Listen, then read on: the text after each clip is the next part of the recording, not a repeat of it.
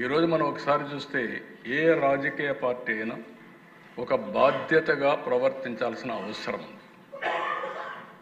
ఎందుకు నేను ఈ మాట వాడుతున్నానంటే, చరిత్ర అనేది ఒకరితో రాలేదు, ఒకరితో ముగిసే పరిస్థితి రాదు. సమాజ హితం కోసం రాజకీయ పార్టీలు ప్రజల పక్షాన్ని ఎప్పటికప్పుడు వాళ్లకు చేతనైనంత వరకు సహకరించాల్సిన బాధ్యత ఉంటుంది. ఈరోజు ఇలాంటి ఒక బ్రహ్మాండమైన రిఫార్మ్ ఈ దేశంలో వస్తూ ఉంటే, ఈ రిఫార్మ్ను అర్థం చేసుకుని దాన్ని సహకరించాల్సింది పోయి అసెంబ్లీకి రాలేదంటే వాళ్ళ దురదృష్టమో వాళ్ళకు ఎవరికి అర్థం కాదు.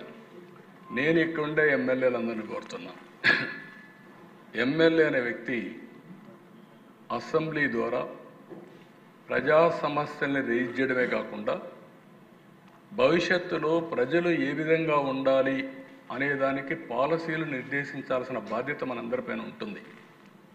మీరు గుర్తుపెట్టుకోవాల్సిన దిశ, ప్రధానమంత్రి గారు 11 ఏళ్లలో 10వ లార్జెస్ట్ ఎకానమీ నుంచి 3వ లార్జెస్ట్ ఎకానమీకి తీసుకొస్తారు. ఇప్పుడు 4వ లార్జెస్ట్, రేపు 3వ లార్జెస్ట్కి వస్తారు. అదే మరి ఆయనకు ఒక ఎయిమ్ కూడా ఉంది. నెంబర్ 2 కావాలి, నెంబర్ 1 కావాలి.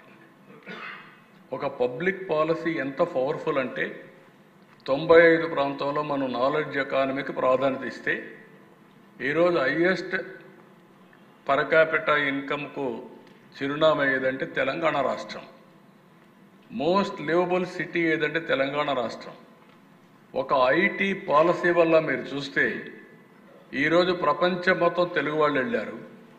ఎక్కడ తెలుగువాడున్నా నెంబర్ 1 పర్ క్యాపిటా ఇన్కమ్ ఎవరిదంటే తెలుగువాడు సంపాదించే పరిస్థితికి వచ్చారు. ఇవన్నీ 25 సంవత్సరాలు. అలాంటి రిఫార్మ్స్ తీసుకొస్తే తప్ప మనం ఇది సాధించలేము. ఆ రోజు కూడా నన్ను ఎగతాళి చేశారు, చాలామంది ఎగతాళి చేశారు.